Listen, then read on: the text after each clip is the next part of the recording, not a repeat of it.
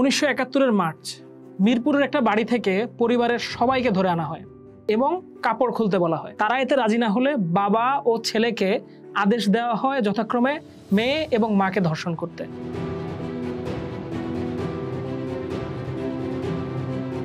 এতেও রাজি না হলে প্রথমে বাবা এবং ছেলেকে টুকরো টুকরো করে হত্যা করা হয় এবং মেয়ে এবং মাকে চুলের সাথে বেঁধে উলঙ্গ অবস্থায় টানতে টানতে ক্যাম্পে নিয়ে যাওয়া হয়। মোহাম্মদ নুরুল ইসলাম, বাটিয়ামারা, কুমারখালী। পাকি বর্বরেরা প্রতিটা মহিলাকে অবর্ণনীয় কষ্ট ও যন্ত্রণা দিয়ে ধর্ষণ করে, এরপর তাদের হত্যা করে। ধোপা যেভাবে কাপড় কাচে সেভাবে রেল লাইনের ওপর মাথা আছড়ে, কখনো দু পা ধরে টেনে দুদিক দিয়ে ছিঁড়ে টুকরো টুকরো করে হত্যা করে শিশুদের। স্বাধীনতার পর সেখানে মহিলাদের কাপড়, ক্লিপ, চুলের খোপা ইত্যাদি পড়ে থাকতে দেখা যায়। সেখান থেকে আমি আমার ছোট বোনের ফ্রকের এক টুকরো কাপড় খুঁজে পাই। বিনোদ কুমার, নীলফামারী। আমাদের পাশের বাড়ির একটা মেয়ে সদ্য মা হয়েছে, 8 দিনের বাচ্চা কোলে। ওই সময় সে বাচ্চাকে দুধ খাওয়াচ্ছিল। এমন সময় বাড়িতে আক্রমণ, ঘরে তখন কেউ ছিল না। এরপর যা হবার তাই হলো, মেয়েটার উপর চলল অমানসিক নির্যাতন। এরই মধ্যে দুপুর গড়িয়ে এলো, পাকিস্তানিরা খাবার খেতে চাইল। ঘরে কিছু না থাকায় ক্ষেত থেকে বেগুন এনে দিতে বলল। ভীত মেয়েটি ঘর থেকে বেরিয়ে যায়। মেয়েটির আসতে দেরি হচ্ছিল দেখে পাকিরা তার বাচ্চাটাকে গরম ভাতের হাঁড়িতে ছুঁড়ে দিয়ে ঘর থেকে নেমে গেল।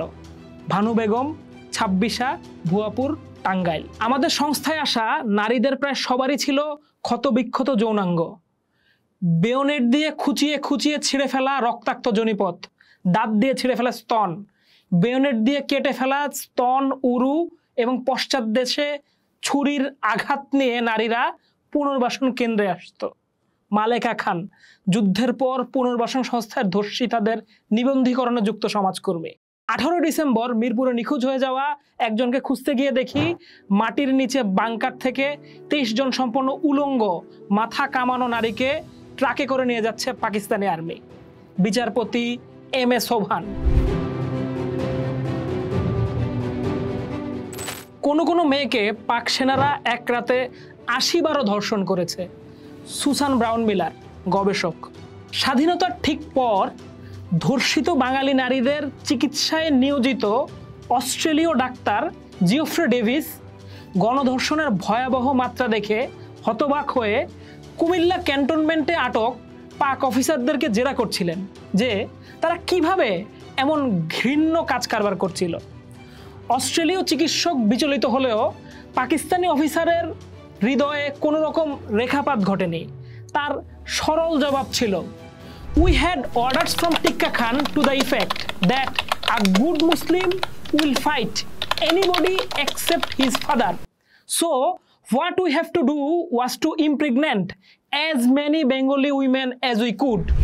আমাদের কাছে টিক্কা খানের নির্দেশনা ছিল যে একজন ভালো মুসলমান কখনোই তার বাবার সাথে যুদ্ধ করবে না, তাই আমাদের যত বেশি সম্ভব বাঙালি মেয়েদের গর্ভবতী করে রেখে যেতে হবে। ধর্ষণে লিপ্ত একজন পাকিস্তানি মেজর দেশে তার বন্ধুকে চিঠি লিখছে, আমাদের এসব উচ্ছৃঙ্খল মেয়েদের পরিবর্তন করতে হবে যাতে এদের পরবর্তী প্রজন্মে পরিবর্তন আসে, তারা যেন হয়ে ওঠে ভালো মুসলমান এবং ভালো পাকিস্তানি।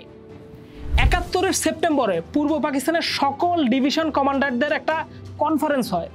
সেখানে এক অফিসার পাকিস্তানি সেনা কর্তৃক বাঙালি নারীদের ধর্ষণের প্রসঙ্গ তুলেছিল। নিয়াজি তখন সেই অফিসারকে বলেন, আমরা এখন যুদ্ধের মধ্যে আছি, যুদ্ধক্ষেত্রে এই ধরনের ঘটনাকে স্বাভাবিক বলে ধরে নিও। তারপর তিনি হেসে বলেন, ভালোই তো, এসব বাঙালি রক্তে পাঞ্জাবি রক্ত মিশিয়ে তাদের জাতকে উন্নত করে দাও। এসব ধর্ষণের পক্ষে তিনি যুক্তি দিয়ে বলতেন, আপনারা কিভাবে আশা করেন একজন সৈন্য থাকবে, যুদ্ধ করবে, মারা যাবে পূর্ব পাকিস্তানে এবং যৌন ক্ষুধা মেটাতে যাবে ঝিলমে? পাকিস্তান সেনাবাহিনীর ব্রিগেডিয়ার আব্দুর রহমান সিদ্দিকী তার ইস্ট পাকিস্তান দ্য ইন্ড গেম বইতে লিখছেন, নিয়াজি জওয়ানদের সাথে অসৈনিক সুলভ, অনৈতিক এবং কামাশক্তিমূলক কর্মকাণ্ডে উৎসাহিত করতেন। গত রাতে তোমার অর্জন কিসের? চোখের শয়তানের দীপ্তি নিয়ে জিজ্ঞাসা করতেন। অর্জন বলতে তিনি ধর্ষণকেই বোঝাতেন। খোদ হামিদুর রহমান কমিশন রিপোর্টে এক সেনা কর্মকর্তা সাক্ষ্য দিচ্ছেন, the troops use to say that when the commander himself a rapist, how could they be stop? অর্থাৎ সেনা সদস্যরা প্রায়ই বলতো যেখানে কমান্ডার নিয়াজি নিজে ধর্ষক সেখানে সৈন্যদের ব্যাপারে আর কি বলার আছে।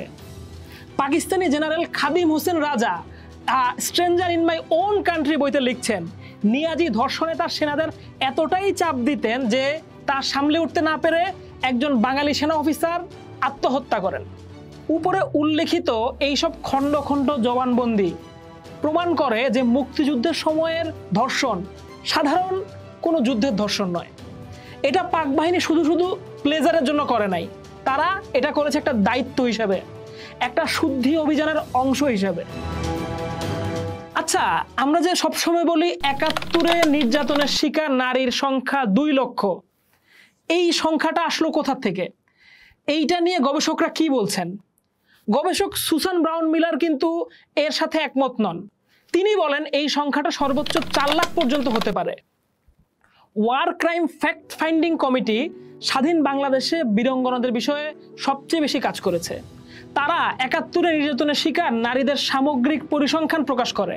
সেখান থেকে জানা যায় স্পট ধর্ষণ, স্পট গণধর্ষণ ও বন্দি নির্যাতিতার সম্মিলিত সংখ্যা ৪,৬৮,০০০ এবং বিভিন্নভাবে পাকিস্তানিদের নিকট বন্দি নির্যাতিত নারীর সংখ্যা ১,৪০,৪০০।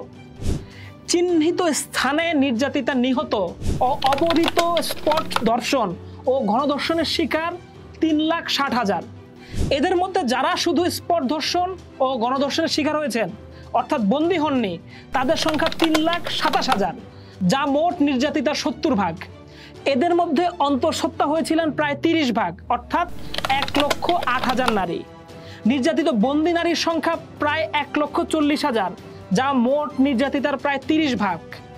এর মধ্যে কারাগার, ক্যাম্প, বাংকার প্রভৃতি স্থানে নির্যাতিতার সংখ্যা মোট নির্যাতিতদের প্রায় ১৮ ভাগ। এছাড়াও বিভিন্ন ক্যান্টনমেন্ট, আদালত এবং শহর ও গ্রামাঞ্চলের বাড়িঘর, অফিস আদালত, হোটেল, বিনোদন কেন্দ্র প্রভৃতি স্থানে নির্যাতিত হন ১২ ভাগের বেশি নারী। বন্দি নির্যাতিত নারীদের মধ্যে অন্তঃসত্ত্বা ৮০ ভাগ অর্থাৎ প্রায় ৮৫,০০০, অর্থাৎ যারা বন্দী হয়েছিলেন তাদের ভিতরে প্রায় ৮৬,০০০ নারী অন্তঃসত্ত্বা হয়ে পড়েন। এদের মধ্যে ৪০ ভাগকে হত্যা করা হয় অথবা তারা নিজেরাই আত্মহত্যা করেন। আমরা এই জায়গা থেকে একটা জায়গাতেই পৌঁছাতে চাচ্ছি, সেটা হচ্ছে ৭১-এর গণহত্যা বা নারী নির্যাতন এই সব প্রশ্নগুলোতে আমরা যেই আবেগের সাথে প্রশ্নগুলা করি তার উত্তরগুলা খোঁজার চেষ্টাটা কিন্তু আমরা করি না। করলে কিন্তু আমরা এইভাবে আলাদা আলাদাভাবে কারা বন্দী হয়েছিলেন, কারা বিভিন্ন স্থানে ধর্ষিত হয়েছিলেন, কাদেরকে হত্যা করা হয়েছিল এই সংখ্যাগুলো নিয়ে আলাপ করতাম। কিন্তু দুঃখজনকভাবে আমাদের এই আগ্রহটা শুধু সংখ্যার ভেতরে ঘুরপাক খায়। ডক্টর এম এ হাসান তার ৭১-এর নারী নির্যাতন ইতিহাসের কৃষ্ণ অধ্যায় গ্রন্থে উল্লেখ করছেন ১৯৯১ থেকে ২০০২ সাল পর্যন্ত দেশের ৪২টি জেলার ২৫টি থানায় পরিচালিত আমাদের গবেষণায় গৃহীত অসংখ্য সাক্ষাৎকারের মধ্য দিয়ে নির্বাচিত ২৬৭ ব্যক্তির সাক্ষ্য প্রমাণ দেয় যে ৭১-এ সেই সব এলাকায় ২,০২,০০০ নারী ধর্ষণের শিকার হন। অর্থাৎ সারা দেশে ধর্ষিত ও নির্যাতিত নারীর সংখ্যা ৪.৫ লাখের কম হবে না। ৭১-এ বাংলাদেশের ৪ থেকে ৫ লক্ষ নারীর ওপর এই যে নজিরবিহীন ধর্ষণ নিপীড়ন চলেছিল তা কোনো বিচ্ছিন্ন নির্যাতনের ঘটনা নয়। সন্দেহের ঊর্ধ্বে এই ঘটনা ছিল মুক্তিকামী বাঙালি নিধনে পাকিস্তান সেনাবাহিনীর চালানো সর্বত গণহত্যার একটা অংশ। এটা ছিল পাকিস্তান বাহিনীর একটা অস্ত্র। পোস্ট দেখুন, ভাবুন, করুন। পোস্টের সাথেই থাকুন।